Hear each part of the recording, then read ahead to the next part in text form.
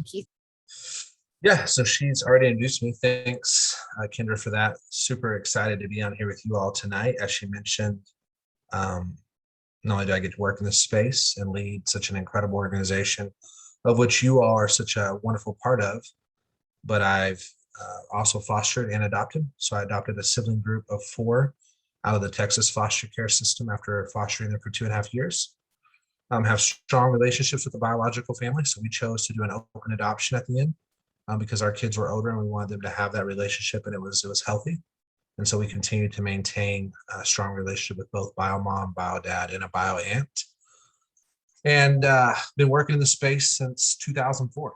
So kind of done everything from investigations and identifying should kids be removed to being a case manager for foster homes, recruiting, training, fundraising, running emergency shelters, foster care, adoption programs.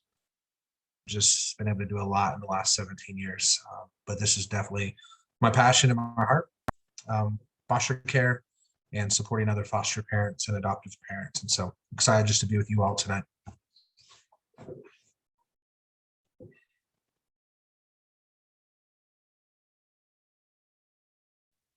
I'll go next just to tell you a little bit about my story. So like she said, I'm the VP of programs. So I oversee all the programs across the state. My passion is foster care, working specifically with biological families. I'm a licensed clinical social worker. So I'm a therapist by trade, and I have been doing child welfare, therapy, medical social work, just different capacities the last 16 years. I have been a foster parent off and on for the last 10 years and just recently adopted a sibling set of 2, one in January and one in June. And we as well have a strong relationship with the biological family, including all of the maternal, biological, extended family, grandparents, aunts, uncles, siblings, as well as limited dad's side of the family because they're in a different state. And so, yeah, it's just a huge passion of mine to work with foster parents and support foster families. And so I'm glad to be here. So I'm not really sure why I got invited to this party because Keith and Ginarie have all of the answers and I have so little experience compared to what they have. But my husband and I just recently adopted a sibling set of 3 kids that we had been fostering for about 2 years. We did not go into it expecting to be foster parents. We had an empty nest and we're enjoying that.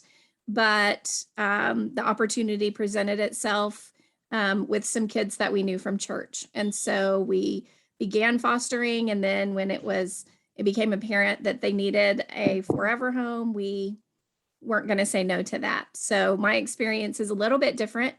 And we don't have any connection with biological parents. Both of their biological parents are in prison. Their family is from out of state. But we do maintain a very strong relationship with another adoptive family who adopted 2 other siblings of theirs. And so we have a unique experience in that way. At Circle of Care, I am the director of development and I do all of our fundraising and community outreach stuff, and have had a long history of just supporting families that are either fostering or families through my church that we're working to regain custody of their children. I did that with 2 different families in the last 6 years before I joined the Circle of Care team, working as a minister in the Del City area. So I'm just excited to get to know you all tonight and hopefully make you feel better about what you're doing.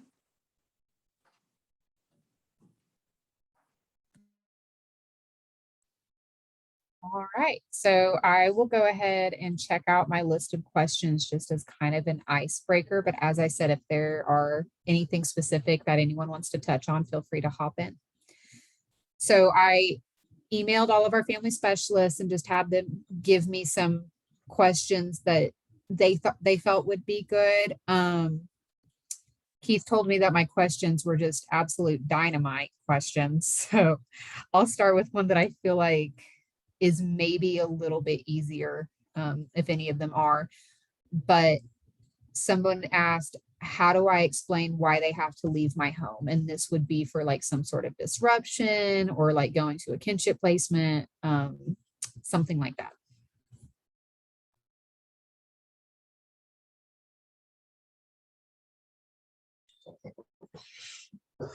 Ginarie, you've moved kinship before. Do you want to start? And I'll jump in. Yep, you bet. So I know we didn't really go over who was going to answer what question. So I was like, who's going to answer this? So yeah, so over the last 10 years, we've had 19 children placed in our home off and on. Many of them went to kinship or went back home to their biological families, to the biological parents. And so for us, the oldest child that we had, she was 10. And so she knew, she knew it was coming. So we had the conversation early on about like, we knew you were going to be going to kinship. It was on an ICPC. So it was a part of the process of like, how long is it going to take? And then we would see behaviors after she would get a visit because she just wanted to be with her family that she knew she was going to. So very early on in the case plan, we knew it was going to be termination on the parents, and she was going to go to family. So it was an open dialogue from the very beginning. She was 10 years old, asked a lot of questions still about her parents and still like, why am I not going to get to go home? As a therapist, I was able to process with her, like, unsafe behaviors of mom and dad and what she was looking forward to and excited about to go live with her cousin, who also has since then adopted her. And we still have contact with her, but she had lots of questions about like the shame and the guilt, thinking it was her own fault as why she was removed. Was I not good enough? Should I have done something different? Like those types of things. But very clearly we were open and honest about why she was removed due to unsafe behaviors and where she was going. And she wanted to be with family. And so I think that it's something to remember that no matter what happens to these kiddos of why they are removed, it doesn't matter how bad the trauma is, how bad the abuse is, they always want to go back home to their mom and dad, whoever the abuser is. Like they always love their parents. And so just to remember that, and whether that happens or not, we know statistically, I think it's like 47%, if that's right, Keith can correct me, that 47% of kids go back home to their parents after they're removed from the home in the state of Oklahoma. And so a majority do not go back home. That doesn't mean they don't go to family. That just means they don't go back to their parents. And so just remembering that kids still love their parents regardless of the abuse and the trauma and the neglect. And so just being mindful of that, and then having that open conversation about where they are going, because even if they leave your home for an adoptive home that's not kinship, like that's a conversation too, because many of us are called to foster and not to adopt, and that's okay. And so just being that open dialogue and supporting them, that letting them know that like we would still love to be a part of your life, even you go where your next home is. Hopefully that's a forever home, whether that's in kinship or an adoptive home. So. Yeah, I think the critical thing is like you mentioned open dialogue, and the conversation really shouldn't start at that point. Like that should be an ongoing conversation, I think, with the kid based on the age. Some kids are not going to understand as much, but you can simplify that so that at least can have the conversation. I think we have to be unafraid to have hard conversations. So many times kids in foster care are talked about instead of talked to. And so everybody's discussing this case. Everybody's discussing what's going to happen to this kid. But they're not a part of that conversation at whatever level that they can engage. And so I think if that's the first conversation you're having about that, then you're probably too far down the track to have the best, most healthiest conversation. And so it's really being okay and comfortable with ourselves to have conversations about biological families, to have conversations about what could be happening in this journey with this kiddo, because it's their future. And so many times we think we're protecting them from that, but really I think we're creating more confusion and more uncertainty, and just more fear around that. So I know for us, our kids were headed to reunification. They actually started trial reunification prior to us getting the chance to adopt. And so we had lots of conversations, but it wasn't the first time. That conversation was an ongoing conversation about their parents and about um, their aunts and uncles and their grandparents and what could be occurring in their case, what things we're working on, how mom and dad were doing with their service plan.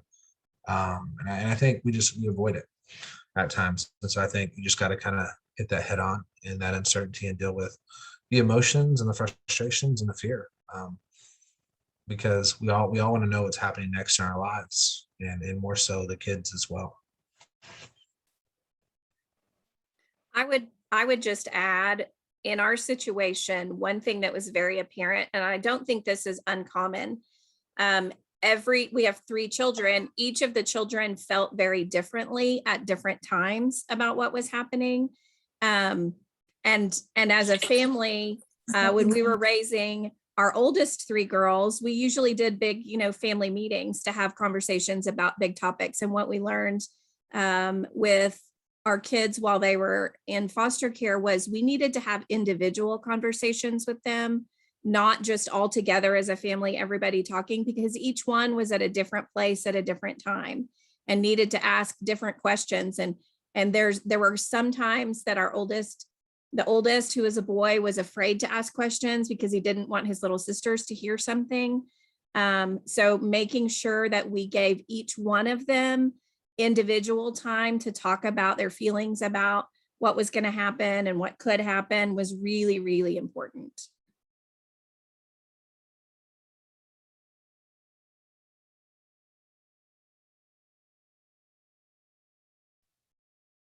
All right. So going from that one, and the next one is, why does my sibling have to leave, but I don't? And then other questions surrounding that, like, where are they going? Will they be safe? Will I still get to talk to them?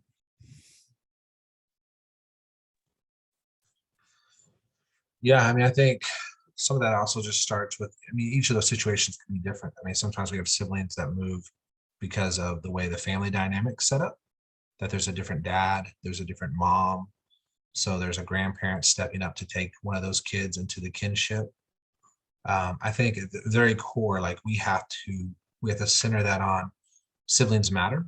And so we have to understand that at the deepest level, that's super important to kids, no matter if they're half siblings or whole siblings or anything. And so we have to start from a place of empathy, I think, about siblings. And then from that place, have realistic conversations. If a sibling is struggling, I think it's okay to talk about that. I think it's okay to say, Bobby's having a rough time and Bobby's going to go get some help, if that's like a psych hospital or something like that, because they got to go away for a few days to, get some help and get some extra supports.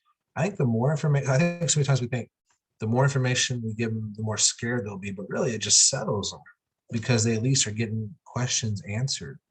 And so I think it's coming from that place. I think if they're being separated, a lot of times some of that's out of our control. Specifically if they were going to like another kinship home, like a grandparent stepped up for one. And that's heartbreaking. I think also something we can do on our side is try to work to maintain those connections and maintain those relationships, because it really matters. And I don't know every situation, so I'm going to make a blanket statement, and I realize I'm generalizing right now when I say this, but I've seen multiple times, like on the FCAO Facebook group, Foster Care and Adoptive Association Facebook group, there's situations where they're like, well, we don't allow sibling contact. Like I said, I don't know all the situations. There may be very specific reasons for that. But every time I see that, it is heartbreaking to hear, because siblings desperately want to be a part of each other and have each other, and at least know the other is safe. A lot of these kids who come into care, they've taken on certain roles in that relationship. So for like us, my son was the caretaker. So he was 9 years old when he came to my house. He was the caretaker. So not knowing if his sisters were safe would have ruined him. because he was the one making sure they were safe. He was the one making sure they got something to eat. He was making sure the baby was changed and the diaper had been changed. And so the ideal that he wouldn't have known that would have been a really hard place. And there's so many kids who come into care with that same kind of process where they've been the caretaker. And sometimes we just circumvent that. Say, oh, well, you're just a kid. You just need to be a kid. Well, yeah, but unfortunately, they were put in this role. So we got to process it with them as they're in this role of being the caretaker and wanting to know where their siblings are. So just, I think the whole process, like we got to be able to have the honest conversations. We can talk to them about what's going on with each situation. I think we got to fight for sibling contact as foster parents and work at that. And when I say work at, like if the sibling moves across the state, figure out how we're going to get across the state to help those siblings see each other if that's healthy, because they need it, they deserve it. I mean, really, the sibling relationship, in theory, should be the longest relationship you have in life. And so many times it's disrupted in this foster care system, and these kids go this way and that way. And we see it all the time. I think about my 4 kids when they came into foster care. If we had not taken them into the shelter in Amarillo that I was over at the time, they probably would have been separated to 3 homes. And it probably would have been the 2 middle girls would have went to home, the boy would have went to home by himself, and the baby would have went to home by herself. We have no idea how the case would have gone at that point. I'm sure somebody would have fallen in love with the baby, and they would have made the argument, well, the baby doesn't really know them. The baby hasn't really been around them. The baby's best being with me because she's attaching with me. Really, I'm not trying to mock any of you who've ever said those things, because I've said lots of these things in my life. But we know how that case would have went. They probably would have looked like, we can't find a home for all 4. Let's go ahead and adopt her out with this family. And these 2 girls, they're good together. And he's oldest. He can handle his own. Well, Kobe would have been wrecked. And there's no telling what his story would have looked like if he had been placed by himself away from his sisters. But that's how the placement would have played out in my experience of handling placements and doing hundreds of placements, if not thousands of placements during my career. That's how it would have played out. So again, it's the conversation. It's being willing to have the hard conversations, being willing to have the honest conversations. It's being willing to go find as much information as we can so we can process that with the kid. Is just my initial thoughts on Ginarie and Shannon. Y'all definitely have your own. Yeah, I was just going to add that I think that it's 100% what you said about siblings being separated. And as foster parents, when we can't take multiple children into our home, I mean, I know from example, like I have hated when I've taken placement of a kiddo or a couple of kids, knowing they have another sibling, that it's like, well, I don't have the space or the capacity or the bandwidth to take on another child. And so the guilt and the shame that we feel, but for me personally, it was being intentional to keep the sibling connection. But I will say, I've had workers tell me as well, it's not in the best interest of the kids to have that sibling connection. And there are times for that as well. And so if DHS is not allowing the visits, I would encourage you guys to find out the why. Challenge that, ask the hard questions to DHS and say, like, what is the barrier? Is it transportation? Is it the distance? Is it time? Like, what is it? Or is it a safety concern? Because I think that there's also ways to do therapeutic visitation with siblings, not knowing what that could look like long-term, if reunification is still the goal, or if adoption is the goal and their siblings are all separated, what's DHS or the judge going to expect after the adoptions? Are they going to expect sibling connection? And so have you built that relationship with the other foster parents that have the other kids if they're all separated? And figuring out the why. So if it escalates a kiddo, I've had a sibling set of 3 to where it would escalate one of those kiddos anytime they saw the sibling.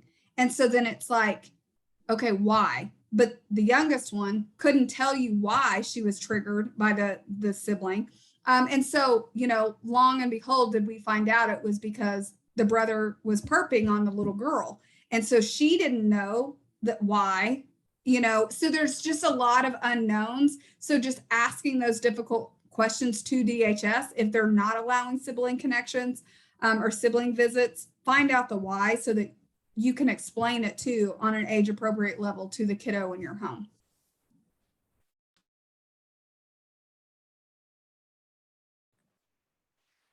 Yeah, I concur with what Keith and Ginarie have both shared. I think that sibling relationship is so important. For our particular situation, we were first-time foster parents with our kiddos. We had no idea, and we took them on an emergency placement. We hadn't even done all the training when we got them, and so we didn't realize until we were already a few months in how important that sibling relationship was.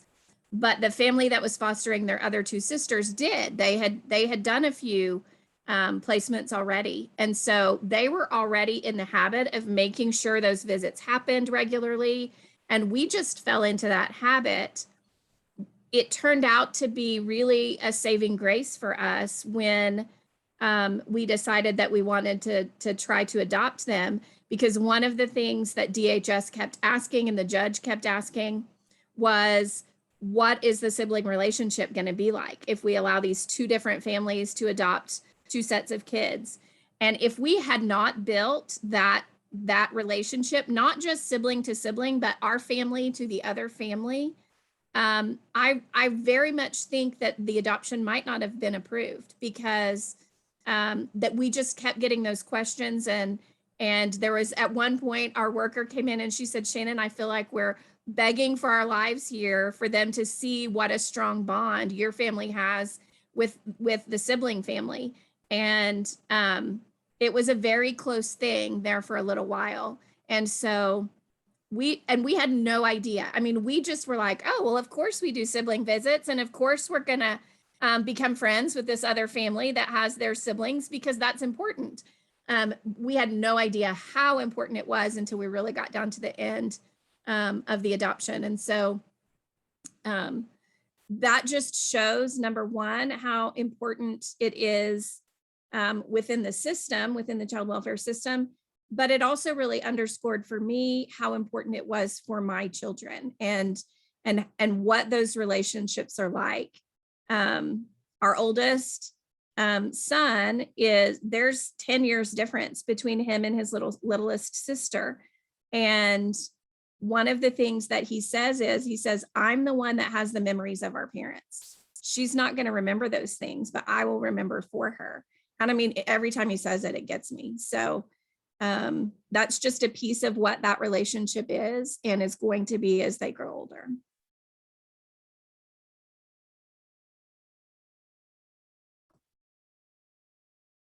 Right. Okay, so another one that I thought was really good was, how do you help kids cope with the conflicting emotions of feeling safe in your home, but feeling disloyal to their parents if they do? Yeah, I mean, I think you start by honoring that relationship. And so for us, I think it was Shannon that talked about individualizing the conversation. We even see that within our kids, how they respond to their family and their attachment to their biological family. And so for all of our kids, we had very honest conversations about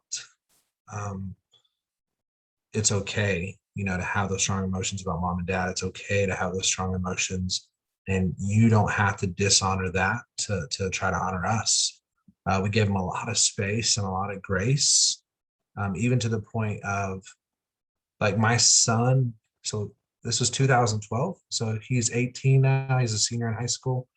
They came to us in 2012. I would probably say he just openly says dad in the last 18 months.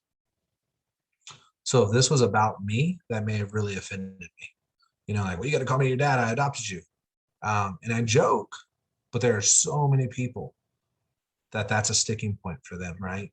And so we consistently give grace and space to allow them to walk on that journey of wherever they need to be, because there is such a feeling of disloyalty even though they know we're safer, even though they know they're adopted, even though they know, like, if we're comparing apples to apples, we provide a better life.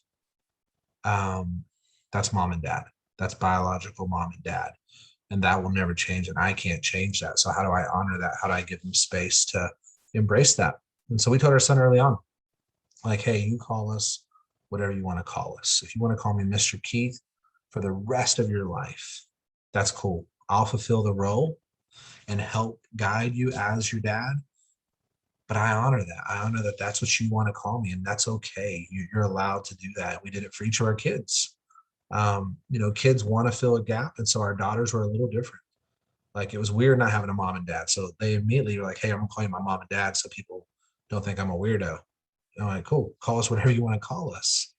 And so they're each at different places, and they've all, like, because we're willing to give them that grace and that space, they've all kind of taken the journey on their own of what that looks like. And it's really interesting to watch. I mean, even as we continue to have contact with mom and dad, it's real interesting to watch how that dynamic plays out and where they're at in that journey. Even to the point, like, my son, as he's starting to spread his wings and kind of figure out what that looks like. And so who knows what will come of that. But all kids are going to, I'm not going to say all kids. That's a generalization. A lot of kids will feel like they're abandoning something when they embrace the new. And I think as adults, we should be the healthier version of that. And we should give them the grace and the space and the allowance to walk that in a healthy way versus us being selfish and, hurt or offended, because that's what it is. I would also say this: I don't care when you adopt a kid. I don't care if you adopt a kid at 1 month old or 17 years old and 352 days. They are gonna most likely want to pursue the biological relationship at some point. Like, engage that earlier on, engage that conversation. It's a natural part of you to want to know where you came from. And I think we have story after story of adopted families who've not wanted to talk about it. They've just hid it, or they haven't shared it, or they just kind of brush over it. And it becomes very destructive at age 18, 19, 20, 21, when that kid goes searching. So that's another thing. That's a reason we've embraced the biological family too. We know that they're going to search that out. I'd rather them search it out with my help, so they have a soft place to land if the dream and the fantasy is not all it's made out to be, versus feeling like I can't go back. I've burned that relationship. I've hurt those people. Like, I want them to know, like, man, my home is your home, and I'll drive you on the journey. I'll pack the ice chest full of drinks as we drive down the road on the journey, so that you have a soft place to explore this relationship, and that you don't have to choose. We constantly tell them that, like, you don't have to make a choice in your heart. And if you do choose and you choose them, that's okay too. You're not going to offend me. Like, and so it's just a place that I've had to grow to. I can honestly tell you, I haven't always been there. Like, during the foster care journey, when this stuff was going on, like, there was times I acted a fool and I got selfish and was like, oh my gosh, this is ridiculous. They know everything I'm doing for them. I'm going to adopt these kids. I'm going to stand up before that judge. And the dude came and called me, Dad, what's wrong with him? And I was like, Keith, you're a fool, man. You're a grown man having a hissy fit in the floor about a kid calling you dad or not. Like, get your crap together, bro. Like, God has called you to steward and love and shape this incredible human. Stop having a pity party and get up off the ground and love that human for who he is, an incredible child who needs somebody to fulfill that role, whether he calls you that or not. So it's been a learning journey for me, like, true transparency and confession. I've had to walk through it. So my story is it's different in the sense of, I just recently adopted, but both of my kiddos are babies. They're 9 months and 19 months now. But as a foster parent, I've had kiddos in my home that have felt that same way of, like, they felt safe in my home. I'll never forget, I had 2 little girls, and they were 3 and 5. And they would say, we just want to live here, and we love you. We just want to be here. But can my daddy just come here and spend the night? Can my daddy just come here and spend the night and just live here? Because they didn't want to leave the home that they were in, but they didn't want to discount the dad who was their primary caregiver. And so just validating that. I've had another little girl who, I mean, was so resistant to us the entire time she was in our home, the entire time from day one to the day she left our house, would not call us mom and dad. We didn't care. We also say, you call us whatever you want. Most of the kiddos call us Gigi and Pops. We're old, so we always say that, like, we're Gigi and Pops. And we had a little girl who would call my husband and Popsicle Pops. She said, I like popsicles, and that sounds like Pops. So he was Popsicle Pops, and I'm Gigi. And so all of the kids we've had from birth to 10, and we just allowed that space for them to say how they feel. And it's okay. You can be angry, frustrated, all of that. Oh, thanks, Kendra. And so anyways, and then we've also allowed her to call her parents, even when, like, a lot of times foster parents don't want the biological parents to have their phone number and all of that.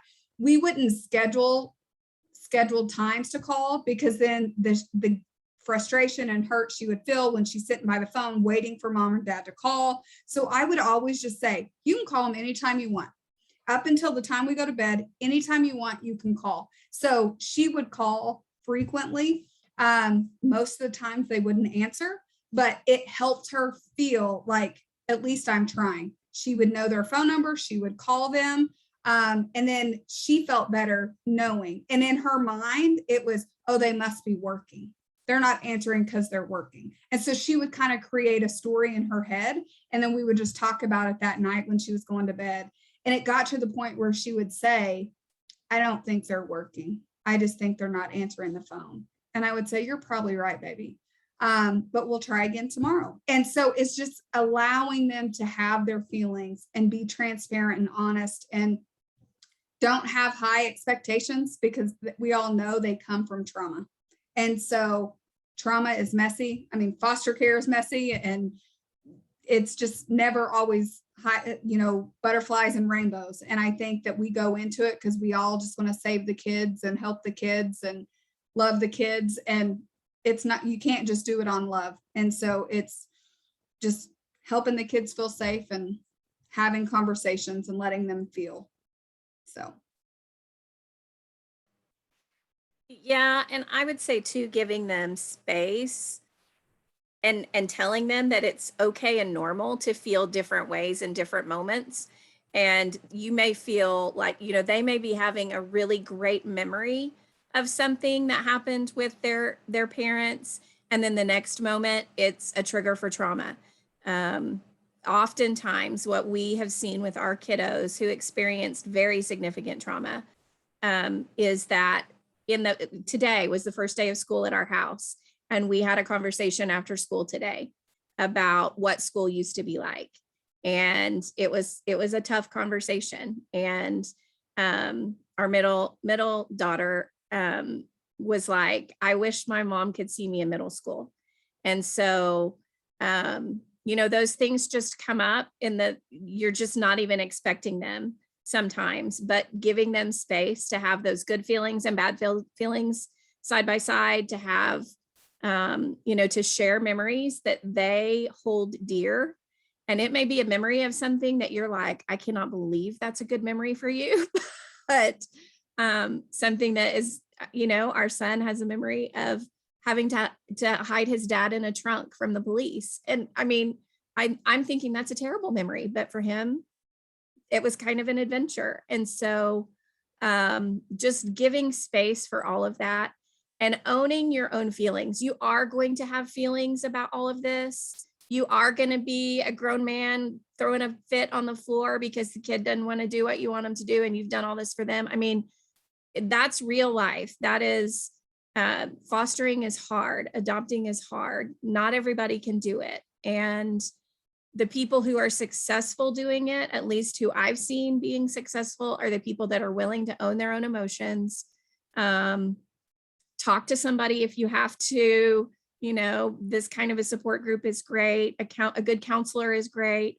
All of that is stuff that is necessary when you are holding space for all of the trauma that's coming out of those precious kids in your home. As you're talking about that, like, because my son has, and my kids have some of the same memories. Like, they get excited about stuff. I'm like, that's the craziest memory. But I think it's because that trauma, like their brain fires, and there's a lot of, dopamine and different things that fire through their brain in that moment. And so the brain still triggers around that excitement and that intensity. And so they re-highlight those. So here's a quote I heard early on when I was training foster parents. And it said, you got to remember, we think we're bringing kids out of chaos and we're bringing them into normal. In reality, we're bringing them out of normal and we're introducing them to our chaos. And it was such a flip the script thought for me in my life, because we think, oh my gosh, your house was crazy and you didn't have food and your parents weren't there and you were hiding your dad in a trunk from the police. That's crazy. That was their normal. So when we brought our kid into our home, we're like, oh, you're going to eat a full course meal. You're going to eat your veggies. They're like, can I just get some chicken nuggets? And I was like, yeah, I guess we can have chicken nuggets. Like, let's do it. But we had to flip the script and change our expectations, especially early on, because it really shouldn't be on the kid to make all the changes. And we're bringing them out of their normal environment. Our environment's chaos. And so I think we have to remind ourselves of that we're not the saviors in the story. We're just the hands and feet of Jesus, who's trying to write a different story or restore a story or repair a story. And man, we're bringing them out of their normal and into our chaos, and that's tough. Something that I'm going to add on that one real quick before I go on to the next question. Sheila Schlarb has been a foster parent of mine for about 2 years. So I'm sure she's heard me talk about the book, 3 Little Words, before. I strongly recommend it to any foster parent. We will count it as training hours. It's the memoir of a girl who went into care around the time she was 4 and wasn't adopted until she was 13. So nearly 10 years in foster care. And she talks about, all of the different foster homes she was in, her journey, and then ultimately her adoptive home. And something that comes to mind when talking about the feelings of kids whenever, they want to feel safe, they want to love you, but, they also feel like if they love you, they're being disloyal to their parents. I remember in one portion of the book, she was in her adoptive home. They were, doing trial adoption, and her foster mom, I can't remember what it was, but got her something and she loved it. She thought it was beautiful. She loved it, appreciated it so much. But then she got to thinking, my mom couldn't get me something like this. Oh my gosh, is my mom, would my mom be mad at me? Would it hurt her feelings that I love this so much, something that she could never afford for me? And she destroyed it because she just felt like she was being so disloyal to her mother just by loving something that her adoptive family gave to her. And if I remember right, they ended up adopting her. And her adoptive mother, I believe, just saw her and looked disappointed. She was sad. She thought she loved it and just showed her grace and went on. It's an incredible book. That's just a little excerpt of it, but it's something that came to mind when thinking about that question. So yeah, I'll go ahead and hop to obviously one of the big ones that we all think about. How do you have the discussion with kids about termination? One of my foster families, whenever this came up, was they keep asking us about it, but maybe their DHS worker hasn't talked to them about it yet or something. So I think that's one that I've been asked a lot, even by kids, whenever I talk with them in visits, when do I get to see my mom? And I'm like, oh, I don't know what to say to you. I'm so sorry. Yeah. Shannon was probably the closest to going through this recently. So maybe she'll start off and jump in, because I know just in the last 2 years you've experienced that. Yeah, and this one is hard. In our particular situation, when we first got our kids, we thought that they were, mom had already terminated her, had already relinquished her rights. So they'd already had that conversation with a previous foster parent who didn't handle it well. So we were repairing damage from that botched conversation.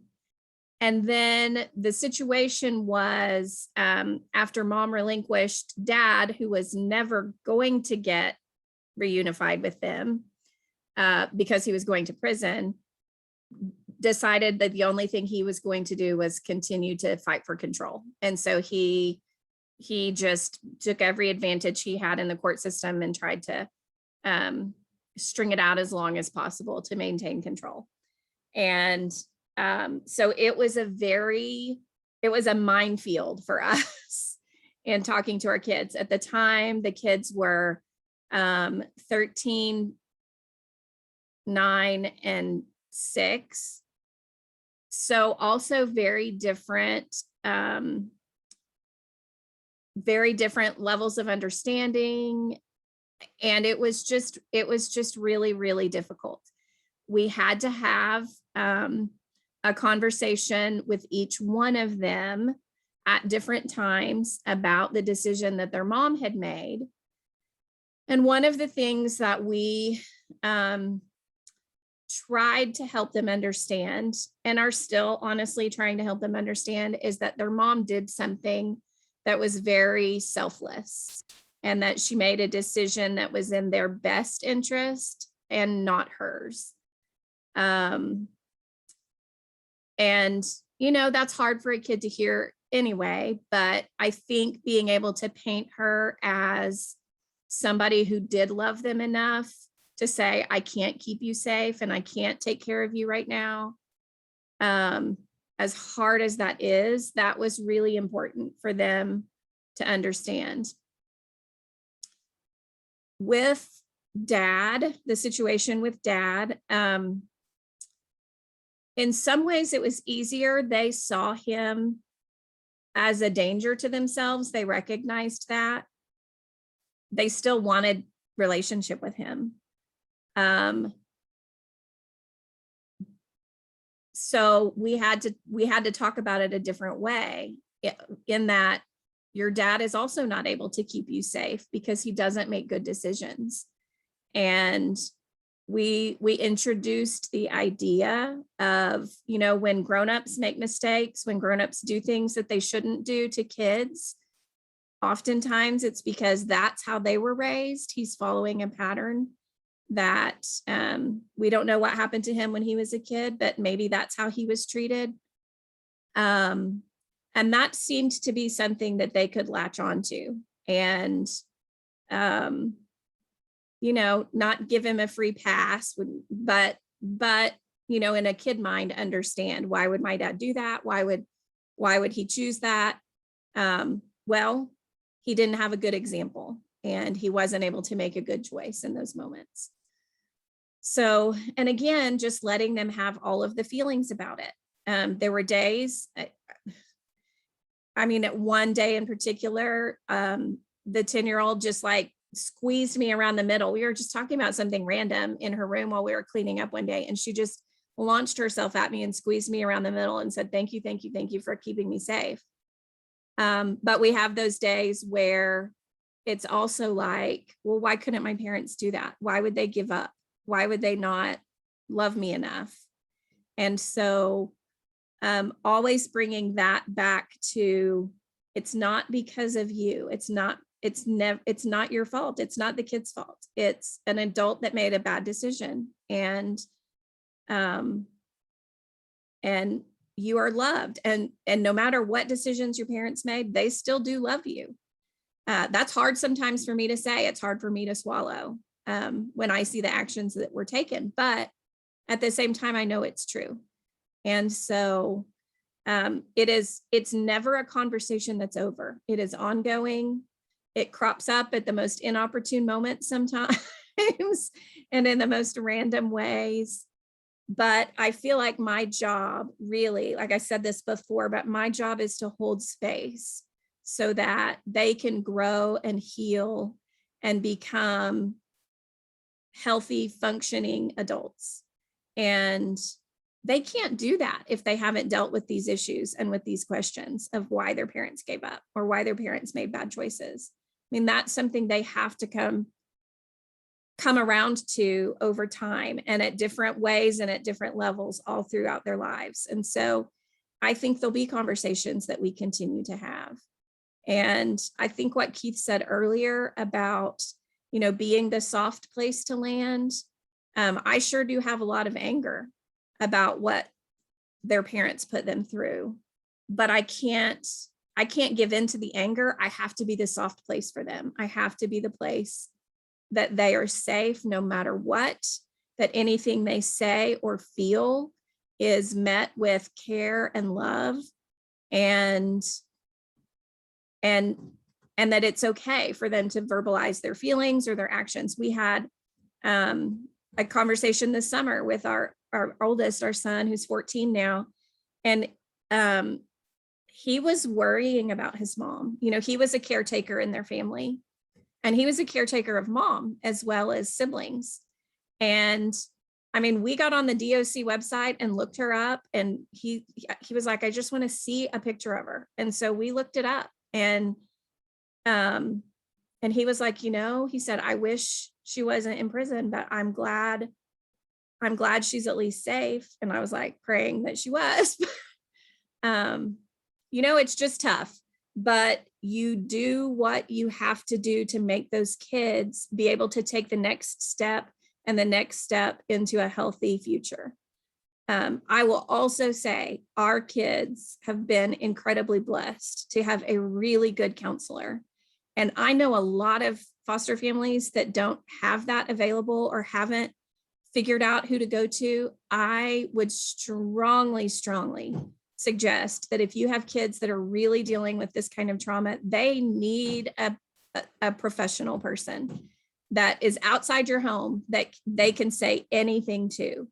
And that has been really powerful for my kids. Yeah, no, it's good. Really good. I mean, just everything you said, I would also say, like, if this is the first time you're having that conversation, like we said earlier, you're probably already behind the 8 ball. Like, it's a constant conversation. As the case starts to turn, I think you got to be transparent. Again, it's based on the age of the kid, how they handle it, individualizing that conversation. Each of our children handled it differently. I think, making it about, like, if the parents were relinquishing. So both of our parents chose to relinquish. They knew they were going to lose a jury trial. And so we made it about them making a selfless decision that they wanted the best for their kiddos. And it was okay to give their parents a win in that. I think society so often wants to demonize, and it's way easier to make ourselves the hero of the situation. Your parents just couldn't get their crap together. But that's not a long-term win. That's a short-term win. That makes us feel more comfortable, I think, at the conversation, even if their parents are bad people, because we know there are bad folks that come through this child welfare. And so I think that, and then, I mean, I just, second what you said about it's an ongoing conversation. We talk about this all the time. 6 years into adoption, almost 9 years into the kids coming into our home, like, this conversation doesn't stop. And they know it's a safe place when they're feeling uncertain, when they're feeling unsure, when they just have that one more question about, well, man, is dad still making that decision, or is mom still making that choice, or what's going on? They know they can have the conversation, or, I just miss mom. Like, I miss how she used to do this. And that's really, I think that's the win, because we found, like, the safe space where they're willing to say it and they're willing to wrestle with that emotion versus feeling like they have to cover it up or hide it. They know that they can have that conversation. So I think shouldn't start at termination. That conversation should already be going on, and then it should be ongoing. So just expect it and embrace it, and don't move on like everybody else does on the day of adoption. Everybody high fives in the courtroom. Oh my gosh, this is amazing. And then they all disappear and they go all back to the little corners and leave you alone. You don't have to move on. you can keep having that conversation with your kids because it's healthy.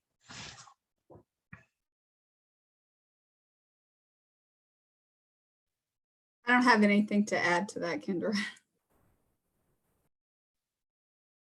All right. I'd like to just open it up for a few minutes to see if anybody had any specific questions that they'd like to ask Ginarie or Keith or Shannon. If you've had your own difficult questions that maybe your kiddos have asked you and you just, didn't know how to answer them.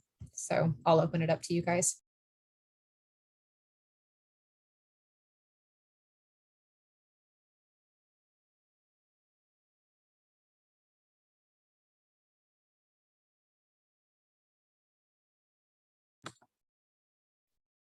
Y'all are quiet tonight.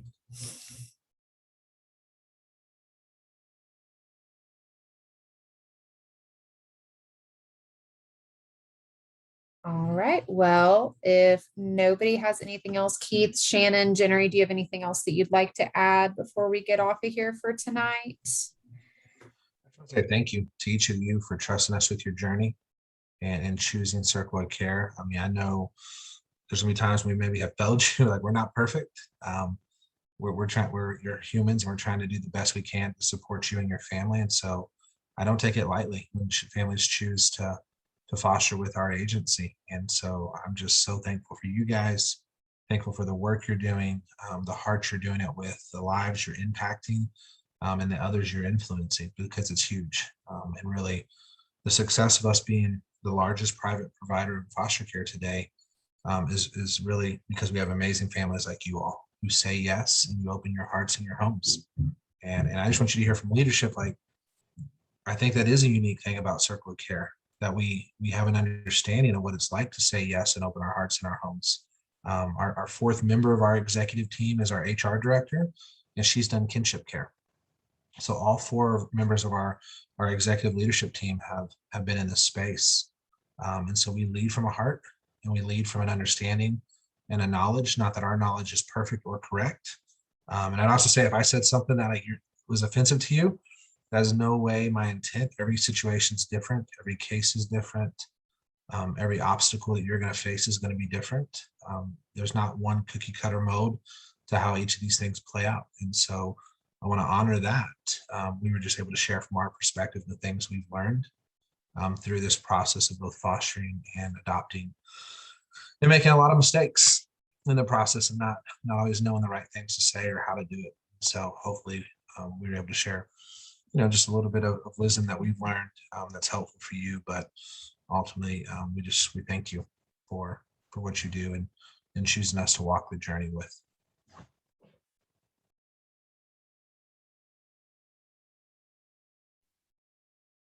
All right. Well, if nobody has anything else, I think I've gotten everybody's email. And thanks for getting on with us, guys. And thank you, leadership, for signing on to talk to us about these things. Everybody have a great rest of your night.